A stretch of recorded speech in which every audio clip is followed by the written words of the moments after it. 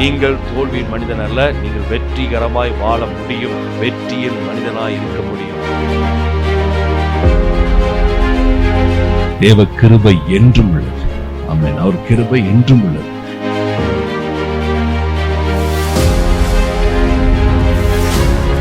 தேவன் உயர்த்துவார், உங்களை மேல கொண்டு வர அவர் இருக்கிறார்.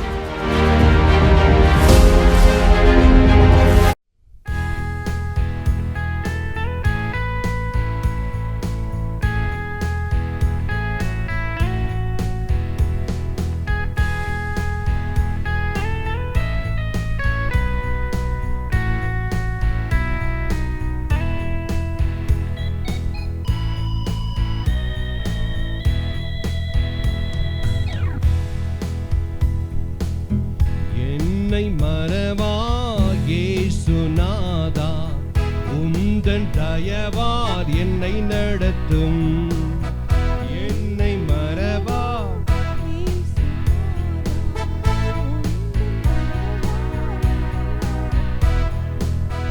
என்னை மறவா இயேசுநாதா, உந்தன் தயவார் என்னை நடத்தும். வல்ல ஜீவ வாக்கு தத்தங்கள் மறைந்தனக்காய் இந்ததாலே ஸ்தோத்திரம். வல்ல ஜீவ வாக்கு தத்தங்கள் மறைந்தனக்காய் இந்ததாலே ஸ்தோத்திரம். ஆபத்திலே துணையே, பாதைக்கு நல்ல தீபமிலே. ஆபத்திலே அரும் துணையே, பாதைக்கு நல்ல தீபமிலே. என்னை மறவா இயேசுநாதா, உந்தன் தயவார் என்னை நடத்தும். என்னை மறவா இயேசுநாதா.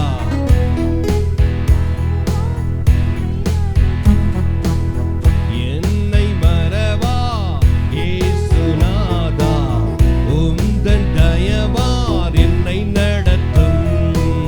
பயப்படாதே, பலகரத்தாலே பாதுகாப்பேன் என்றதாலே ஸ்தோத்திரம்.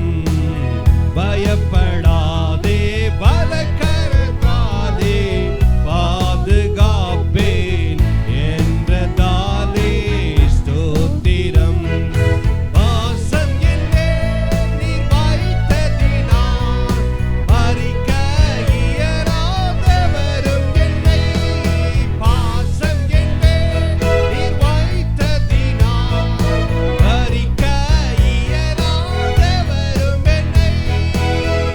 என்னை மறவா இயேசுநாதா, உந்தன் தயவார் என்னை நடத்தும். என்னை மறவா இயேசுநாதா, உந்தன் தயவார் என்னை நடத்தும்.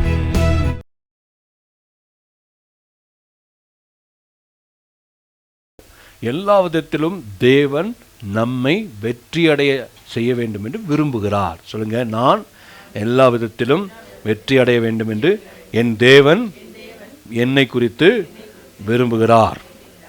புரிந்தது உங்களுக்கு? எல்லா இடத்திலும் வெற்றி பெற வேண்டும் என்று சொல்லி. அதனால தான் இந்த புஸ்தகத்தில் இந்த வசனம் ரொம்ப ரொம்ப முக்கியம். வாசிப்போம். யோசுவா 1:5 வாசிப்போம். இந்த நியாயப்பிரமாண புஸ்தகம் உன் வாயை விட்டு பிரியாதிருப்பதாக, இதில் எழுதியிருக்கிறவர்களின்படியெல்லாம் நீ செய்ய கவனமாக இருக்கும்படி இரவும் பகலும் அதை தியானித்து கொண்டிருப்பாயாக. அவனிங்க அதுக்கு அடுத்து அந்த ஒரு அது வாயாகன்னு சொல்லிட்டு ஒரு புல் ஸ்டாப் வச்சு ஒரு கம்மா கொடுத்துருக்காங்க. அப்படின்னா நிறுத்தி அதுக்கப்புறம் வாசிக்கணும். எப்படி நிறுத்தி அதுக்கப்புறம் வாசிக்கணும். என்ன அப்படின்னா, அப்பொழுது எப்போ எப்போ நல்லா கவனிங்க. முதல்ல சொல்லப்பட்ட அந்த காரியத்தை நம்ம செய்த பிறகுதான், அப்படி செஞ்சாதான். அதாங்க நாங்கள் நல்லா கவனிக்கணும். முதல்ல இந்த புஸ்தகம் நம்முடைய வாயை விட்டு பிரியக்கூடாது. வாயை விட்டு பிரியக்கூடாது. வாயில் இந்த புஸ்தகம் தான் இருக்கணும். எப்படி இருக்கணும்? வாயில் இந்த வார்த்தைகள் இருக்கணும். நம்ம எப்பவும் கண்டதும் கழுதையும் பேசக்கூடாது, நினைத்ததெல்லாம் பேசக்கூடாது. தேவையில்லாத பேச மாட்டேன். தேவையானது பேசினா வார்த்தை சம்பந்தப்பட்ட காரியமாக இருந்தது. அதாவது கர்த்தர் இப்போ ஒருவேளை ஏதோ ஒரு காரியம் உங்கள் வீட்டில் மனைவி இருக்காங்க, கணவர் இருக்கார், ஒருத்தர் சொல்கிறாங்க இந்த மாதிரி பெரிய தேவை இருக்குது குடும்பத்தில், பிள்ளைக்கு படிக்க வைக்கணும், என்ன செய்யணும்னு தெரியல அப்படின்ட்டு ஒருத்தவங்க ஒரு ஆள் கவலைப்படுறாங்க, கணவனோ மனைவியோ. அப்போது ஒரு ஆள் என்ன பண்ணும் அப்படின்னா அவங்க கூட சேர்ந்து கவலைப்படக்கூடாது. ஆமாம் என்ன செய்கிறது அப்படின்னு அங்கே தான் சொல்லணும், என் தேவன் தம்முடைய மகிமையின் ஐஸ்வர்யத்தின்படி என்னுடைய எல்லா குறைகளையும் நிறைவாக்குவார், தருவார்.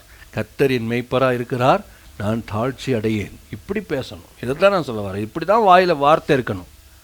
கர்த்தர் என் தேவையை சந்திப்பார். கர்த்தர் அப்போ வியாதியாக இருக்குது, இப்படிலாம் வியாதி வந்துருச்சே, இப்போ டாக்டர் இந்த மாதிரி சொல்லிட்டாரே, இவ்வளோ கஷ்டம் சொல்லிட்டாரே, உட்காந்து அப்படியே இந்த சில மாதிரி அப்படியே குத்த வச்சு கவலைப்பட்டுட்டு இருக்கக்கூடாது. என்ன சொல்லணும்னா, என்னுடைய தேவன் அவர் பரிகாரி, என் வியாதிகள் எல்லாம் கர்த்தர் சுமந்து தீர்த்து விட்டார். என்னுடைய தேவன் யெகோவா ராஃபா ரொஃபேக்கா, சுகமாக்குறவர். இப்படி நீங்கள் வசனத்தின் அடிப்படையில் பேச கற்றுக்கொள்ள வேண்டும். இது ஒரு பயிற்சினால் வரக்கூடிய. ஆமாம், ஏன்னா நம்ம பழகிட்டோம். எப்படி பழகிட்டோம் அப்படின்னா, என்னன்னாலும் பேசலாம் அப்படிங்கிற பேக்கில் நம்ம இருந்து வந்திருக்கிறோம். புரியுதா உங்களுக்கு? என்னன்னாலும் பேசலாம், எதனாலும் பேசலாம், என்னன்னாலும் பேசிக்கோ அப்படின்ற மாதிரி இருக்கிற இடத்துல வந்திருக்கிறோம். அது மட்டும் இல்லை, சும்மா வார்த்தைகளை பேசிகிட்டே இருப்பாங்க. அது பாட்டுக்கு ரன்னிங்காக அப்படி வந்துகிட்டே இருக்கும், ஓட்டமாக போயிட்டே இருக்கும், என்னத்தையாவது பேசிகிட்டே இருப்பாங்க. சும்மா எதையாவது இது பேசுறதுக்குன்னு ஆள் இருக்கும். நீங்கள் சும்மா இருந்தால் கூட உங்களை பேச வைக்க ஆள் வருவாங்க, வந்து பேசுவாங்க. கணவனும் பேசுவார், மனைவி பேசுவாங்க. அதுவும் காலையில் அதிகாலையில் தான் அந்த மாதிரி நிறைய எழும்பும். ஆமாம், காலையில் அதிகாலையில் எழும்பின உடனே வரும். ஆமாம், எதையாவது ஒரு வார்த்தை பேசி எதையாவது பேசி அதை கடைசியில் அன்றைக்கி ஒரு சண்டை கூட வரலாம். என்ன வரலாம்? கணவன் மனைவிக்குள்ளே சண்டை கூட வரலாம், கழுத்தை பிடிக்கிற நிலைமை கூட வரலாம், சொல்ல முடியாது. அதனால் அந்த வார்த்தை அவ்வளவு, அதான் சொல்கிறேன் பாருங்கள், அங்கேயும் தீர்மானமாக இருக்கணும். காலையிலே தேவனுடைய வார்த்தை இதெல்லாம் ரொம்ப தீர்மானமாக இருந்து, தேவனுடைய வசனம் என் வாயை விட்டு பிரியாது. சொல்லுங்கள், தேவனுடைய வார்த்தை எப்பொழுதும் என் வாயில் இருக்கும், எப்பொழுதும் என் வாயில் இருக்கும், எப்பொழுதும் என் வாயில் இருக்கும். இது ரொம்ப கவனம். முதல்ல அதை நம்ம செய்தானோம். அதனால தான் இந்த புஸ்தகம் உன் வாயை விட்டு பிரியாதிருப்பதாக. யோசுவா, உனக்கு வெற்றி கிடைக்கும், உனக்கு ஜெயம் கிடைக்கும், நீ புத்திமானாய் நடந்து கொள்வாய், உன்னால் முடியும். அப்போ அதுக்கு நீ செய்ய வேண்டியது, இந்த புஸ்தகம் உன் வாயை விட்டு பிரியக்கூடாது. ரெண்டாவது என்ன சொல்கிறாருன்னா, இதில் எழுதியிருக்கிற அனைத்தின்படி செய்ய இதில் ரொம்ப தியானமாக இருக்கணும், இதை தியானிக்கணும், இதை தியானிக்கணும், இதையே யோசிக்கணும். இதை சொல்லப்பட்டு தேவன் இப்படி சொல்லியிருக்கிறார், நான் இப்படி செய்ய வேண்டும், தேவன் இதை சொல்லியிருக்கிறார், நான் இதை செய்ய கருத்தாக இருக்கிறேன், தேவன் என்ன விதமாக சொல்கிறார், இதெல்லாம் ஆராய்ச்சி பண்ணுறதில்ல. இதையே நம்ம என்ன செய்யணும்னா எண்ணத்தில் விட வேண்டும். எப்போவுமே நம்ம நினைக்கணும், சிந்திக்கணும். ஏன்னா அதான் ரொம்ப முக்கியம். ஏன்னா நம்ம வாழ்வு ரொம்ப முக்கியமானதாக இருக்குது. அப்படின்னா இது எப்படி செய்யணும்னா, இரவும் பகலும் எப்படி செய்யணும்? விட்டுறவே கூடாது. காலையில் மட்டும் நினச்சிக்கிறது. இங்கே என்ன நடக்குதுன்னா, சபைக்கு வரும்போது மட்டும் ஜனங்களுடைய உள்ளத்தில் தேவனுடைய வார்த்தை இருக்கும், பிறகு அங்கிட்டு போயிட்டா கதைகள். இதை ரொம்ப கவனமாக கருத்தாக கவனிக்க வேண்டாம். அதனால தான் பாருங்கள், அப்பொழுது இப்படியெல்லாம் நீ செய்து தியானித்து கொண்டிருப்பாயானால், இரவும் பகலும் தியானித்து கொண்டிருப்பாயானால். இரவும் பகலும் நீ இருக்கலாம், உங்கள் வேலையில் நீங்கள் இருக்கலாம், ஆனால் யோசனை எங்கே இருக்கணும்? தேவனுடைய வார்த்தையில் இருக்கணும். வேலை செய்யும்போது கூட அந்த வேலை சம்மந்தப்பட்ட காரியத்துக்காக தேவன் என்ன சொல்லியிருக்கிறார்? உன் கையிடும் வேலைகளை நான் ஆசீர்வதிப்பேன், உன் களஞ்சியங்கள் பூரணமாய் நிரம்ப. அதை யோசிக்க வேண்டும்.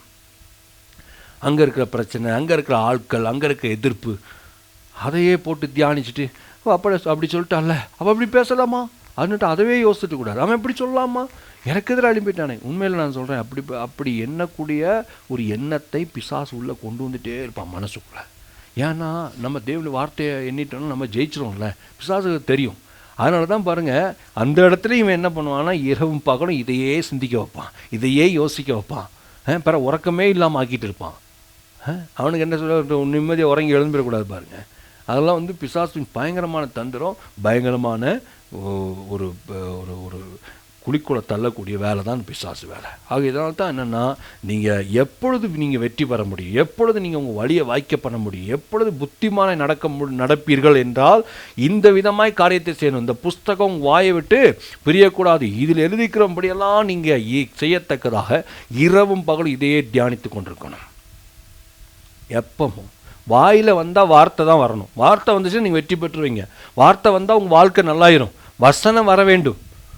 ஆமாம், அப்படி ஒரு ஆளாக மாறணும். அப்படி தான் அங்கே இவர் சொல்கிறாரு, யோசுவாவுக்கு அதான் சொல்கிறாரு. அதுதான் முக்கியம். வெற்றியாய் வாழ வேண்டும். நான் வெற்றியாய் வாழ்கிறது தான் இருக்குது விஷயம். புரியுதா உங்களுக்கு? அதுதான் தேவன் விரும்புகிறார். அதனால தான் சொல்கிறார், அப்பொழுது உன் வழியை வாய்க்க பண்ணுவாய். அப்பொழுது நம்மக்கிட்ட தான் கருத்தை கொடுத்துட்டார். நீ வாய்க்க பண்ணுவாய். வாய்க்க பண்ணுவோம். ஆமாம், போகிற காரியத்தை வெற்றியாக நடத்திட்டு வருவோம். செய்கிறத நம்ம வெற்றியாக செய்வோம், ஜெயமாக திரும்புவோம். இன்றைக்கி நீங்கள் திரும்பி பாருங்கள், இப்படி என்னைக்கெல்லாம் செஞ்சீங்களோ, இப்படி என்னைக்கெல்லாம் வந்துட்டு இதே மாதிரி இந்த ரூட்டில் போனீங்களோ, அன்னைக்கெல்லாம் நீங்கள் ஜெயிச்சு தான் வந்திருப்பீங்க. ஆமாம், அன்றைக்கெல்லாம் நீங்கள் ஜெயிச்சு தான் வந்திருப்பீங்க. இதை விட்டுட்டு நான் பார்த்துக்கலாம் அப்படின்னு போய் என்னைக்கு போனோமோ அன்றைக்கெல்லாம் விழுந்துட்டு வந்திருப்பீங்க. நான் சொல்கிறேன், நான் அனுபவிச்சனால சொல்கிறேன், என்னைக்கெல்லாம் தேவனுக்கு முக்கியத்துவம் கொடுத்தோமோ, தேவனுடைய வார்த்தையோடு ஒத்துழைக்க பண்ணமோ, அன்றைக்கெல்லாம் ஆஸ்வதிக்கப்பட்டோம். ஆமாம், அப்போ வெற்றி ரொம்ப ரொம்ப முக்கியம். நாம் வெற்றி அடைய வேண்டும் என்று தேவன் விரும்புகிறார். பாருங்கள், தேவன் வெற்றி அடைய வேண்டும் என்று விரும்புகிறார். அது மட்டும் இல்லை, என்ன அப்படின்னா கடனில் இருந்து, அதாவது பொருளாதாரத்தை குறித்து தான் பார்த்தோம். வெற்றி அப்படின்னு உடனே வந்து பொருளாதாரம் ரொம்ப சம்மந்தப்பட்டதாக இருக்கிறதுனால அதை கொஞ்சம் பார்த்தோம். அதில் கடனில் இருந்து விடுதலை பெறுவது எப்படி எல்லாம் சொல்லுங்கள். கடனில் இருந்து விடுதலை பெறுவது எப்படி எல்லாம் சொல்லுங்கள். தேவனுடைய வார்த்தை என்ன சொல்கிறது என்பதை பார்க்க வேண்டும். தேவன் எனக்காக வெற்றியை விரும்புகிறபடியால் நானும் வெற்றியை விரும்புகிறேன். தேவனுக்கு என்னவெல்லாம் பிடிக்குதோ அது எனக்கும் பிடிக்கும். பொருளாதாரத்தில் வெற்றி தேவனுக்கு பிடிக்கும். அது அவர் செய்கிறார். பைபிள் சொல்ல போனால் பைபிளே வந்துட்டு நிறைய பொருளாதார சம்பந்தப்பட்ட காரியங்களை பற்றி தான் பேசுது. வேதத்தில் நிறைய இடத்துல பொருளாதாரத்தை எப்படி கையாள வேண்டும், பொருளாதாரத்தை நீங்கள் சரியான முறையில் கையாண்டால் மட்டும்தான் நீங்கள் சரியான நபர் என்ன சொல்லி வேதம் சொல்லுது. அவன் அப்போ தான் பரிசுத்த வாழ்க்கையிலே உண்மையாக இருக்க முடியும். பொருளாதாரத்தை சரியாய் கையாளவில்லை என்றால் அவன் குடும்பமாய் சரியாக வாழ முடியாது, வெற்றியாக வாழ முடியாது, எந்த ஒரு காரியத்தையும் நல்லா செய்ய முடியாது. ஆகவே அதற்கு பற்றிய நல்ல அறிவு நமக்கு தேவையாக இருக்கிறது. சொல்லுங்கள், பொருளாதாரத்தில் வெற்றியை குறித்து வேதம் என்ன சொல்கிறது என்பதை நான் பார்ப்பேன். ஆமென், அதுதான் முக்கியம். பாருங்கள், கடன் இல்லாமல் வாழ்வது எப்படி சொல்லுங்கள். கடனே இல்லாமல் வாழ்வது எப்படி? கடன் இல்லாமல் ஆசீர்வாதமாக வாழ்வது எப்படி சொல்லுங்கள். கடனே இல்லாமல் ஆசீர்வாதமாக வாழ்வது எப்படி? இந்த கடனே இல்லாமல் வாழ்ந்தால் எவ்வளோ சந்தோஷமாக இருக்கும். யாருக்குமே ஒன்றும் கொடுக்க வேண்டியதில்லை அப்படின்னு வச்சுக்கோங்களேன், எவ்வளோ சந்தோஷமாக இருக்கும். உண்மையிலே சொல்கிறேன், அந்த மாதிரி ஒரு சந்தோஷமான விஷயம் எதுவுமே கிடையாது. ஆனால் இங்கே நிறைய பேர் அப்படி இல்லை. எங்கேயாவது யாருக்காவது கொடுக்க வேண்டியிருக்கிறது, யாருக்காவது செலுத்த வேண்டியிருக்கிறது, கடனுக்குள்ளாக மாட்டி தவித்து கொண்டிருக்கிறார்கள். அல்லேலூயா. பாருங்கள், தேவன் நமக்கு எல்லாம் சொல்லுங்க, தேவன் நமக்கு கடனற்ற ஒரு வாழ்வை உத்தரவாதம் பண்ணுகிறார். அவர் கொடுக்கிறார். இங்கே உத்தரவாதம் நான் வந்து கொடுக்கல. நீங்கள் ஒருவேளை கடன் எவ்வளோ இருக்குது என்ன இருக்குன்னெல்லாம் நீங்கள் எழுதி வச்சுக்கோங்க. என்கிட்ட காட்ட வேண்டியதில்லை, என்கிட்ட சொல்ல வேண்டியதில்லை. தேவன்கிட்ட காட்டுங்க, சொல்லுங்க. அவர் உங்களுடைய கடன்களை எல்லாவற்றையும் ரத்து பண்ணி கடனை இல்லாமல் ஆக்கி கடன் அற்ற ஒரு வாழ்வை அவர் உத்தரவாதம் கொடுக்கிறார். நான் கொடுக்க முடியும்னு சொல்றார். ஆமா, சொல்லுங்க, கைகள் ஊற்றி சொல்லுங்க. நான் கடனின் கீழ் வாழ்வதை தேவன் விரும்பவில்லை. என் தேவன் விரும்பவில்லை. மேன் பார்த்தீங்களா? சொல்லுங்க, நான் தலையாக இருக்க வேண்டும் என்று தேவன் விரும்புகிறார். நான் மேலாக இருக்க வேண்டும் என்று என் தேவன் விரும்புகிறார். ஆமா, வாசிக்கலாம். உபாகமம் 28வது அதிகாரம் 12வது வசனம். பாருங்க, நீ அநேக ஜாதிகளுக்கு என்ன செய்வாய்? கடன் கொடுப்பாய். அப்படின்னா என்ன அர்த்தம்? அதனுடைய அர்த்தம் என்னன்னா, என்னோட கூட சேர்ந்து சொல்லுங்க. நான் பண விஷயத்தில் மேலே இருப்பேன். சொல்லுங்க, கர்த்தர் நான் தலையா இருக்க விரும்புகிறார், நான் மேலாக இருக்க விரும்புகிறார். எப்பவுமே தேவனுடைய விருப்பம் இதுதான். தேவனுடைய விருப்பத்தை தான் நீங்க பார்க்கணும்.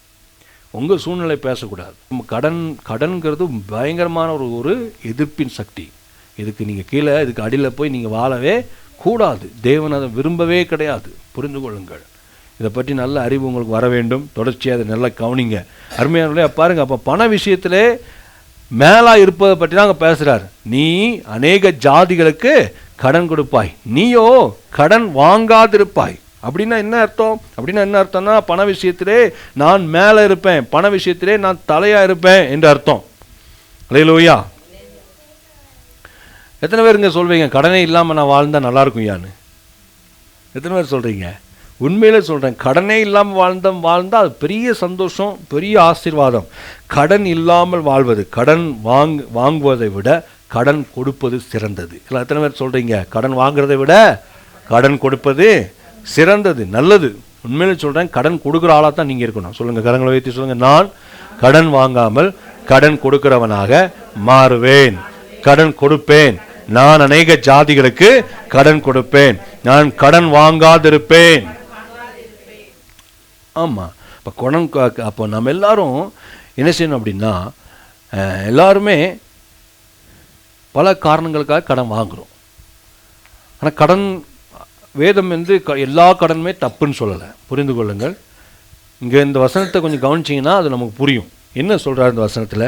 நீ அநேக ஜாதிகளுக்கு கடன் கொடுப்பாய், நீயோ கடன் வாங்காதிருப்பாய். கடன் கொடுப்பாய்னா கடன் வாங்குற ஒருத்தர் இருக்கணும்ல. யாரு கொண்டு கொடுப்பீங்க சொல்லுங்க? யாராவது வந்து வாங்கினா தானே கொடுப்பீங்க. அப்போ நாம் கடன் கொடுப்பாய் அநேக, அதாவது இங்கிலீஷில் மெனி நேஷன்ஸ் அப்படின்னா நாடுகளுக்கு கடன் கொடுப்பாய். யாருக்கு கடன் கொடுப்பாய்? நாடுகளுக்கு கடன் கொடுப்பாய். பிள்ளைகள் வெற்றியாக வாழ வேண்டும். எந்த ஒரு மனுஷனுக்கு அடிமையாக இருக்கக்கூடாது, எந்த ஒரு இடத்துலையும் நம்ம வாளாக இருக்கக்கூடாது என்று தேவன் விரும்புகிறார். புரிந்து கொள்ளுங்க. உங்கள் சூழ்நிலை என்னவா இருக்குது அதை பற்றி பேசுறதுக்கு இங்கே நமக்கு நேரம் இல்லை. அந்த சூழ்நிலை நிமித்தம் எப்படி ஆயிட்டுங்க, நான் இப்படி ஆயிடுச்சு, அதெல்லாம் பேசக்கூடாது. தேவனை நீங்கள் மகிமைப்படுத்தணும்னா இப்படி வாழ்ந்தே ஆக வேண்டும். இப்படிப்பட்ட ஒரு வாழ்வை நீங்கள் தெரிந்தெடுக்க வேண்டும். அதுதான் உங்கள் வாழ்க்கையில் மிகப்பெரிய சந்தோஷத்தை கொண்டுட்டு வரும். நிறைய சந்தோஷத்தையும் சமாதானத்தையும் உங்களுக்கு நிறைய வர்த்திக்க பண்ணும். பல காரணங்களுக்காக நம்ம கடன் வாங்குகிறோம், நல்லது தான்.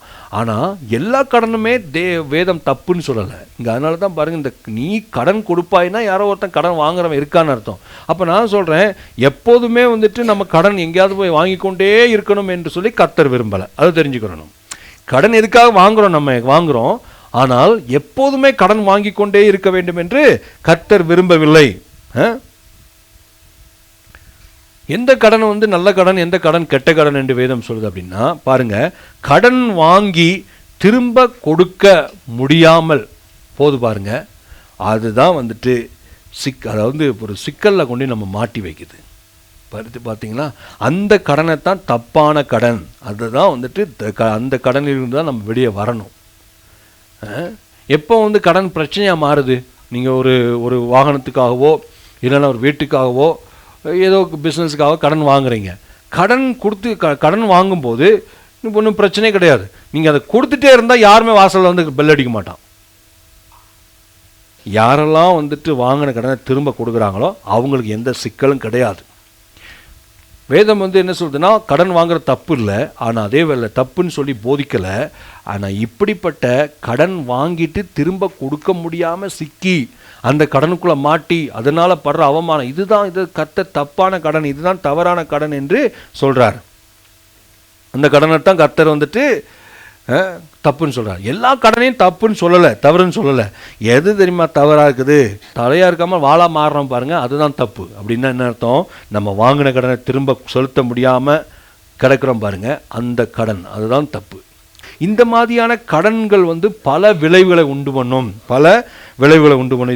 இது என்னன்னா, இது மாதிரி கடன் வந்துச்சுன்னா கடைசி என்ன நடக்குன்னா, உங்கள் குடும்பத்தில் சந்தோஷத்தை இழந்துருவீங்க, உங்களுடைய வேலையில் சந்தோஷத்தை இழந்துருவீங்க, உங்களுடைய தேவனுடைய சமூகத்தில் சந்தோஷத்தை இழந்துருவீங்க. சந்தோஷத்தை இழக்க செய்வது தான் கடன். ஒரு காரியத்தை கவனிங்க, இந்த கடன் வந்து என்ன ஆயிடுது அப்படின்னா, உங்களுடைய வேலையிலையும் பிரச்சனை உண்டாக்குது. உங்கள் கம்பெனியில் போய் நீங்கள் நல்லா வேலை செய்ய முடியாது. இதனால் என்ன நடக்குதுன்னா, உங்களை வச்சு உங்கள் கம்பெனியில் உங்கள் ஓனருக்கு நஷ்டம்தான் வரும். வேலை நல்லா நடக்காது. மணிக்கணக்காக யோசிச்சுட்டு இருப்பீங்க, சிந்திச்சுட்டு இருப்பீங்க. எல்லா இடத்துலையுமே வேலையில் பிரச்சனை, எல்லா இடத்துலையுமே பிரச்சனை. கடனுடைய விளைவு பயங்கரமான பாடுகளை கொண்டுட்டு வருது. அப்போ பாருங்க, இது எல்லா பிரச்சனைக்கும் ஒரு வேறு மாதிரி இருந்து இந்த கடன் அப்படியே படர்ந்து படர்ந்து படர்ந்து படர்ந்து போய் எல்லா இடத்தையும் பரவுது. இந்த செவரடிமா தெரியுமா, ஒரு செடி, அந்த செடியை ஒரு இடத்த வச்சு பாருங்க, அப்படியே செவரையே மூடிடும். அது மாதிரி தான் கடன். அது நல்லதே கிடையாது. இதிலிருந்து நீங்கள் வெளியே வர வேண்டும் என்று கர்த்தர் விரும்புகிறார். பாருங்க, வேறு மாதிரி பரவும். வெற்றி என்றால் என்ன? வெற்றி நம்ம பேசிட்டு இருக்கிறோம். வெற்றினா பணம் இருக்கிறது, அதிகாரம் இருக்கிறது, பதவி இருக்கிறது தான் வெற்றி அல்ல. அப்படி நிறைய பேருக்கு வெற்றி இருக்கிறது. எது தெரியுமா வெற்றி? வெற்றி என்பது, சொல்லுங்க, வெற்றி என்பது உண்மையாகவே நான் சந்தோஷமா இருப்பது. நான் உங்களுக்கு சொல்றேன் என்னன்னா, வெற்றி என்பது உண்மையாய் நீங்களே சந்தோஷமாய், நீங்களே சுயமா சந்தோஷமாய் இருக்கிறீர்கள் என்பதுதான் வெற்றி. சந்தோஷமா இருக்கீங்களா? இப்போ யாராவது சந்தோஷத்துக்கு ஏதாவது பிரச்சனை இருக்குதா? சந்தோஷமா இருப்பது தான். சந்தோஷத்தை தேவன் கொடுக்கிறார். அது சந்தோஷத்தை தேவன் கொடுக்கிறார். ஆனா சாத்தான் சந்தோஷத்தை கெடுக்கிறான். உங்க சந்தோஷத்தை இல்லாம ஆக்குறான். சொல்லப்போனா சந்தோஷத்தை உங்கள்ட்ட இருந்து திருடி எடுக்கிறான். உங்கள்ட்ட இருந்து சந்தோஷத்தை ஒண்ணுமே இல்லாம திருடி எடுக்கிறான். இவன் வேலை என்னன்னா, இந்த சந்தோஷத்தை திருடுவது, உங்கள் சமாதானத்தை திருடுவது, இதுதான் அவன் வேலை. இந்த கடன் அது ஒரு பெரிய பிசாசுடைய வல்லமை. இதுக்கு அடிமையாக இருக்கலாமா? சத்தியங்களை அறிந்து கொள்ளுங்கள், சத்தியம் உங்களை விடுதலை ஆக்கும். உங்கள் தேவன் இவைகளிலெல்லாம் இருந்து உங்களை விடுதலை ஆக்குகிறார். உங்களுக்கு நல்ல வெற்றியை கொடுக்கிறார். அல்லேலூயா. எல்லாத்திலிருந்து வெற்றி விடுதலை ஆக்குறார். உங்களை விடுதலை ஆக்கி உங்களை நல்ல வெற்றியிலே கொண்டு செல்கிற தேவனாக இருக்கிறார். எங்கேயுமே அடிமையாக நீங்கள் இருக்கக்கூடாது என்று விரும்புகிறார். முதல்ல நீங்கள் இதெல்லாம் புரிந்து கொள்ளுங்கள். நீங்கள் நன்றாக வெற்றி அடைய வேண்டும். தேவனுக்கு ஒத்துழைப்பு கொடுக்க வேண்டும். எப்படி ஒத்துழைப்பு? தேவனுடைய வார்த்தை கேட்டு அதன்படி செய்ய வேண்டும். அப்படித்தான் நீங்கள் உங்கள் வாழ்க்கையில் ஜெயிக்க முடியும். ஆகவே கர்த்தர் உங்கள் பக்கத்தில் இருக்கிறார். தாவீது சொன்னது போல மறுபடியும் இன்னைக்கு நான் சொல்கிறேன், இந்த பெலிஸ்தியன் எம்மாத்திரன்னு சொல்லிட்டு தாவீது போனால் பாருங்க, அந்த கோலியாத்தை கர்த்தர் வீழ்த்துறதுக்கு கர்த்தர் யுத்தம் பண்ணினார். நீங்கள் அப்படி ஒரு ஸ்டெப்பை எடுத்து வைங்க, கர்த்தர் உங்கள் கடனெல்லாம் அடைப்பதற்கு அவர் உதவி செய்வார். சீக்கிரமா நல்ல வெற்றியை நீங்கள் பார்க்க முடியும்.